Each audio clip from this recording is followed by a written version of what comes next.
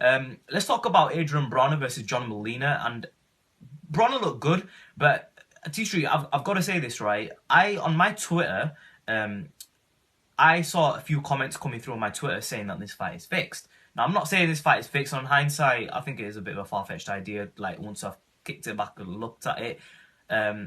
But there were a lot of people that said that this fight is fixed, and I put on my Twitter, favourite if you think this fight is fixed, and I did get quite a few people favouring the tweet saying, basically saying that they thought that this fight was fixed. So there is quite a few people that felt that the Adrien Broner versus John Molina fight was fixed. But, I mean, you look at John Molina, you look at his fight against Humberto Soto, you look at that fight, and then, we have seen glimpses of John Molina kind of fight like that. I mean, what's your opinion on this?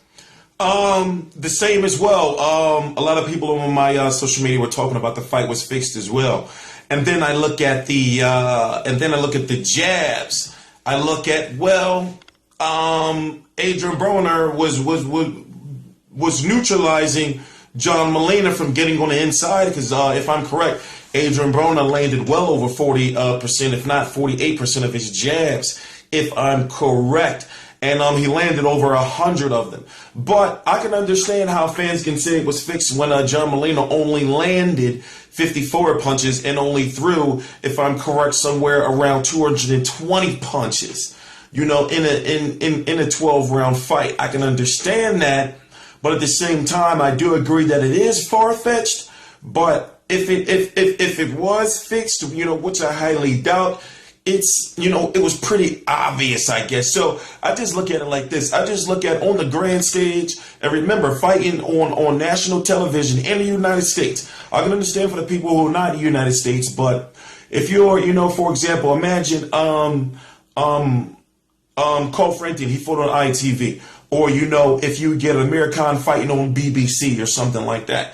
That's almost the equivalent, if not the equivalent, to what I mean is that maybe John Molina froze under the lights. I understand he's fought in the MGM Grand Arena before, but at the same time, on the premiere of PBC or the NBC, some guys fold under the lights. It's been known. I had a good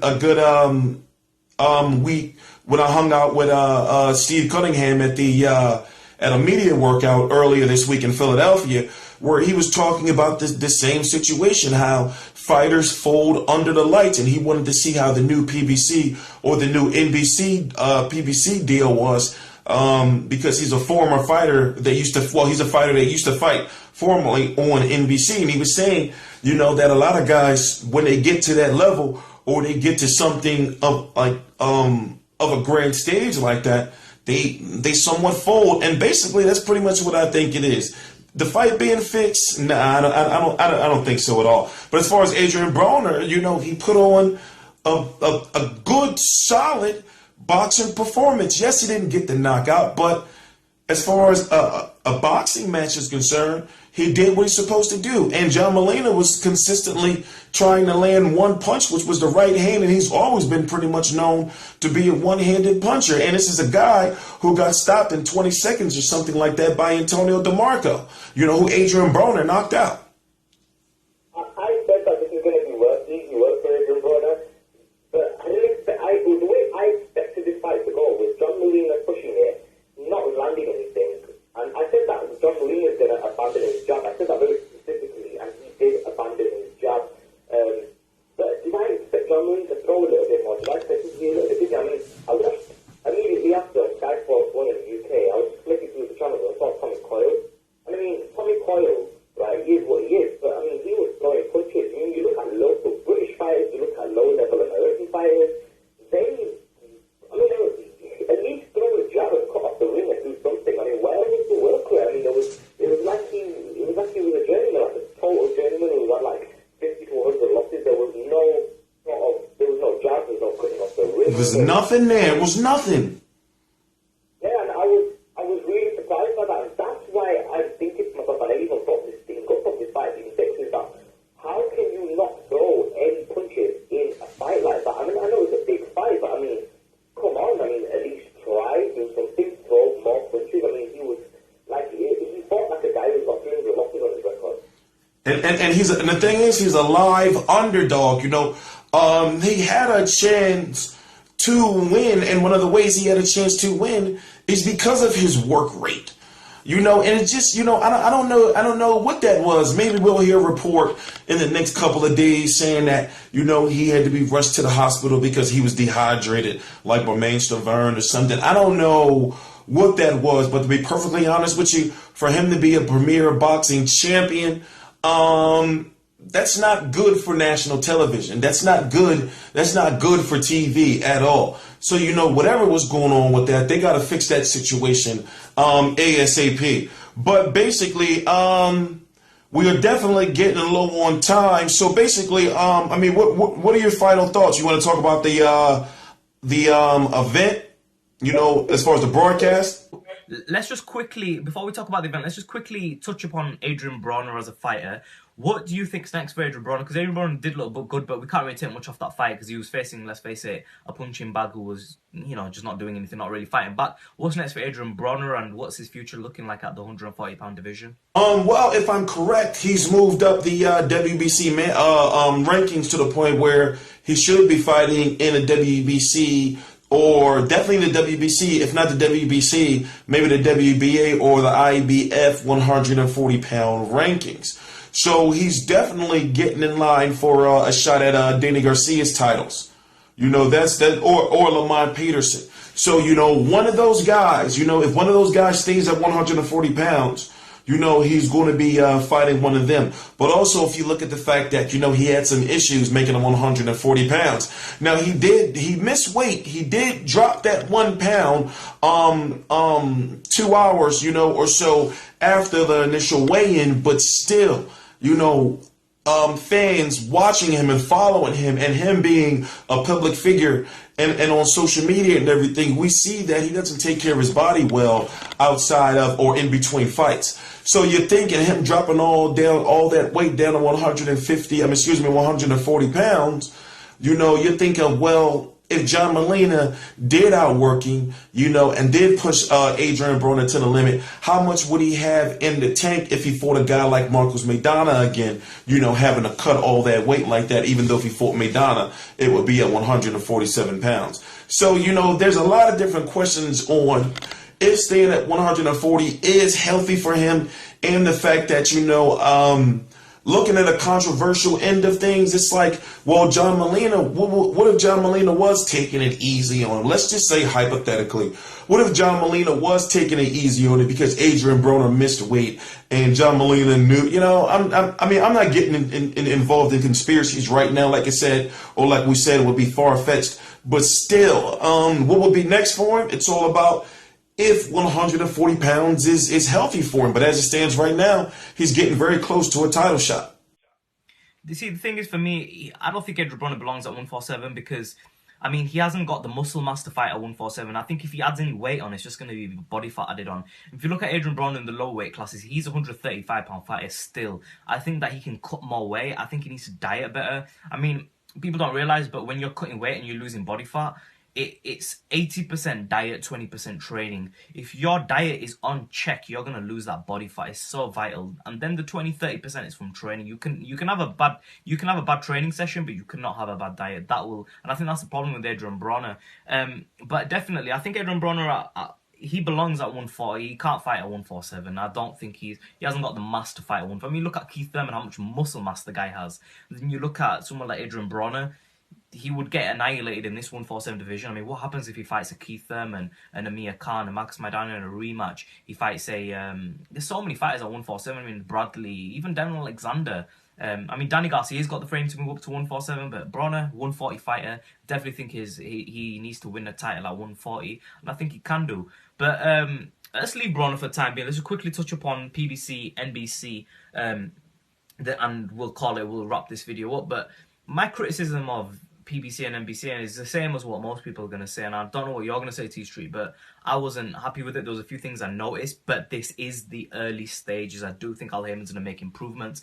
Give him time. Give him 3-4 events. Let's see how it'll take a little bit of time, but I do think he will notch these things up and tighten it up. Firstly, I wasn't a fan of the lighting. It was too monotone. There was one brightness throughout. There was no focus, no spotlight on the fighter. There was no entourage. It didn't feel like a boxing event when a person comes in with their trainer, with an entourage, with their cut man and with the whole team, and they're going in for a war. It didn't feel like that. I felt that the camera angles, I was expecting a 360-degree angle camera, which Premier Boxing Champions wrote in their news section of their website. That wasn't there. I didn't see anything like that. I saw a few amateur shots where the camera was falling down. Not a fan of that. But definitely, I think that if they change up the lighting and a few little things, it felt like a bit of a reality show to me. It didn't feel like a boxing event. It felt a little bit like it was a fake event. It just didn't feel real to me. I mean, what's your take on the production of Premier Boxing Champions? I did not like the way they handled the entrances. Yes, they did alienate away from what boxing is known to be, you know, with those trainers, you know, with those gritty street guy trainers. It did feel, you know, like you said, reality TV-ish, WWE pro wrestling-ish, but also it is like a series. But yeah, you know, there is still much room for improvement, but they got to bring back the entrances. I understand that it's on national television. I understand that you can't have the cursing and all that type of stuff, but censor out the music. I mean, censor it out. You know, make sure you have the music, entrance music beforehand, but you know, have the ring walks. You know, you gotta get that back. And also, you know, looking at the lighting and everything, it was high profile. The foundation of everything is there, but it just did look like the presentation. It just looked fake. It looked like a glorified boxing event, you know, like to an extent. And then when you were looking at the Adrien Broner fight and the fact that the fight wasn't very exciting, you were starting to look at other things like the production of things, you know, to take your to help, you know, basically entertain yourself about the event. But yeah, there's some things, definitely a lot of things, in my opinion, that definitely can be fixed. They need to get it. I understand that you're on national television, but you need to get it a little more grittier. I was saying this about their shows. They're equivalent to HBO 24/7 and All Access. It's called Corner to Corner and Lights Out. I understand all the stuff is new, but don't change boxing too much. You know, my biggest gripe is bring back the entrances. You know, let the boxers have their individual entrances, you know, so they can be the electric in the arena. Like, even if you glorify that to the point where, you know how the Klitschko's, they come out to those, you know, like those crazy graphic shows. Even if you have something like that, still, you know, give it back to the boxers. You know, make like, you know, I don't want to see them coming out down this little aisle, out of this little area, you know, by themselves. You know, and I understand I'm ranting a little bit, but that's basically my final thoughts on it. Yeah, I've got to agree mostly. I think I didn't mind that aisle thing so much. I think it was more like I understand, like, I think Al Heyman must have seen Carl Froch versus George Groves too, and he must have seen the way Carl Froch and George Groves went onto that podium and did a bit of shadow boxing, and he must have got something from that. But the way that they did it, it just didn't come out like the way they wanted it to. I think that what they needed was a few extra effects, like a bit of flames coming out, or a little bit of sparkles, a little bit of smoke, a little bit of lasers, a little bit of lighting effects. I mean, it was so basic and monotone. And then over here in the UK, we couldn't even really hear the music. And then also the Adrien Broner interview over here on Box Nation, we didn't hear it. I didn't hear an Adrien Broner interview. It was muted. So these things are definitely, for me, I've got to say it like it is, PBC failed on its debut. Yeah, I mean, that's pretty much it. Please, guys, be sure to subscribe to both channels. Right there, the first link in my description box says it's to Be Real TV. Also, please visit realcombatmedia.com. I'm T Street Controversy. I cover every single major fight live, along with Be Real TV. This is T Street Controversy, T Street Controversy Live. Thank you very much for watching, guys. Make sure you subscribe to both channels, Be Real TV and T Street Controversy Live. Loads of videos coming soon in a bit.